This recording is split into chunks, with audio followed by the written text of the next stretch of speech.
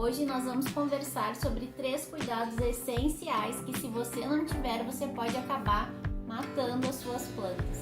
A primeira coisa importante que a gente deve tomar cuidado é a rega das nossas plantas. Então a gente precisa conhecer primeiramente a nossa planta para saber se ela é uma planta que gosta de bastante água ou se ela tem necessidade menor de água. Por exemplo, as plantas suculentas, elas têm água na folha delas, então elas são plantas que não precisam de uma rega seguida, elas conseguem ter uma rega mais intervalada. Mas, por exemplo, plantas que são de regiões tropicais, elas vão precisar de uma quantidade de água maior. Você deve estar se perguntando, existe um momento certo para fazer a rega? De quanto em quanto tempo que eu devo fazer a rega das minhas plantas? Se você tem essas dúvidas, então assiste o vídeo que eu vou responder elas para vocês. Uma coisa muito importante é a gente conhecer a nossa planta. No momento que a gente for comprar ela, a gente pode perguntar para a pessoa que está nos atendendo na floricultura qual a necessidade dessa planta. Outra questão importante em relação à rega, que eu até comentei para vocês num outro vídeo, eu vou deixar o link aqui para quem quiser dar uma olhada, é sobre a questão da drenagem do vaso. É sempre importante que a gente tenha no nosso vaso furinhos embaixo dele. A água em excesso, ela vai conseguir então percorrer o vaso e sair pelo fundo dele. Aqui nesse caso, por exemplo, que eu tenho um cachepô de vidro que não tem como eu ter os furos na base do vaso, eu acabei plantando a planta num vasinho de plástico. E no vasinho de plástico existe esses furinhos, então no momento da rega não vai acontecer de eu colocar água demais e encharcar a raiz da planta, acaba que enfraquece a planta e ela pode, além de estar mais sujeita a fungos e a doenças, ela também vai perdendo a força em função desse encharcamento da raiz. Tomar cuidado em ter, além dos furinhos embaixo do vaso, também cuidar a questão da drenagem, colocar de repente no fundo do vaso pedrinhas, alguma coisa assim, para também auxiliar nessa questão de expulsar, né, no caso, a água em excesso. Também para observar de quanto em quanto tempo a gente precisa regar essa planta, se já está no momento certo de fazer a rega novamente ou não, a gente pode utilizar 3 métodos diferentes. O mais simples e mais conhecido é o método do dedo, que a gente simplesmente vai escolher um ponto aqui do vaso, em que a terra esteja aparente, e a gente vai enfiar o nosso dedo aqui e vai conseguir observar se a terra está úmida ou se a terra está seca.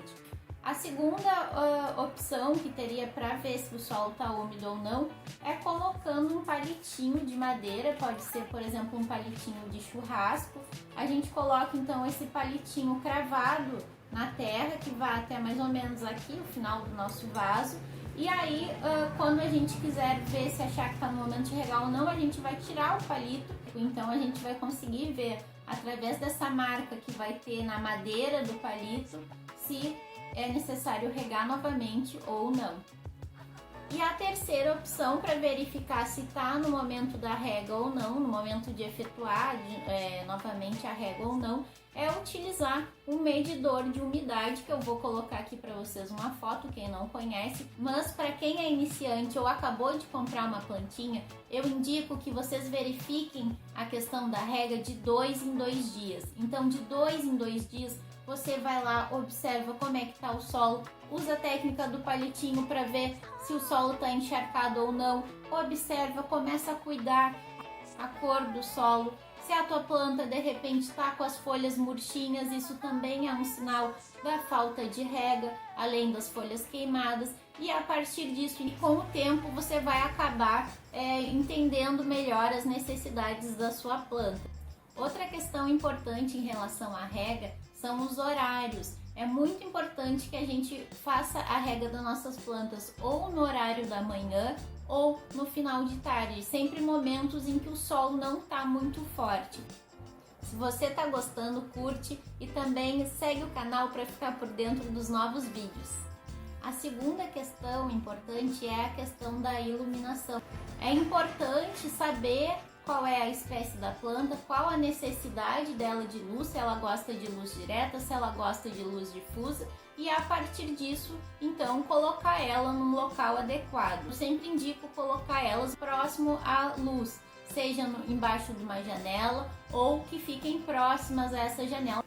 O excesso de sol pode acabar queimando as folhas da planta ou também deixando a planta murcha, e a falta de sol pode fazer com que a planta não cresça e não se desenvolva. Aqui, então, um exemplo de uma folha que acabou queimando, amarelando em função do sol.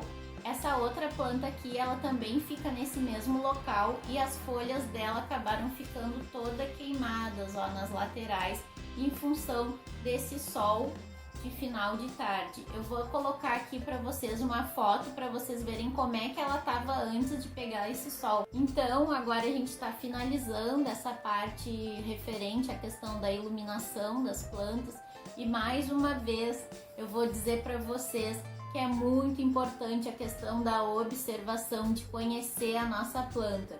Murcharem, se por acaso as folhas amarelarem, tudo isso pode estar relacionado com a questão da iluminação. Se a planta também não está crescendo, não está se desenvolvendo, isso tudo também pode estar relacionado com a questão da iluminação. Então, novamente, muito importante a gente observar a nossa planta para conhecer quais são as necessidades dela, para entender o que ela está passando ali naquele momento, né? A terceira coisa que a gente precisa tomar muito cuidado é em relação à adubação. Quando a gente observar que a nossa planta está perdendo as folhas ou as folhas estão amarelando, isso pode ser um sinal de que a planta está precisando de nutrientes.